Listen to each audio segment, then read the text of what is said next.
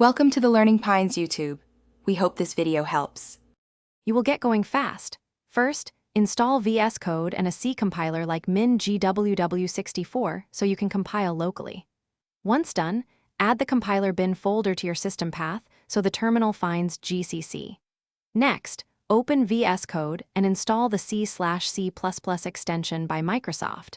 This provides IntelliSense and debugging support.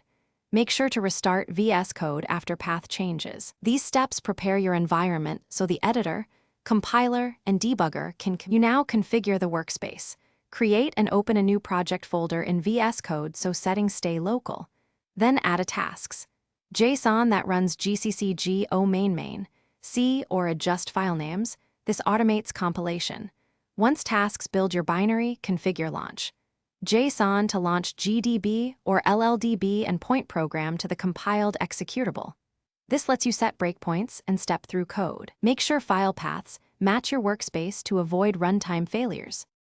You finish by building and running a simple program to confirm everything works. Run the build task, then start the debugger and hit a breakpoint.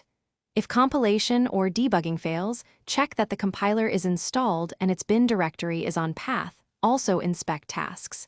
JSON and launch. JSON for wrong paths. Once you see expected output, you're set. Key tip: if things still fail, run gccv and GDB version in the terminal to verify installations and error messages. Thanks for watching. Consider subscribing if we helped you.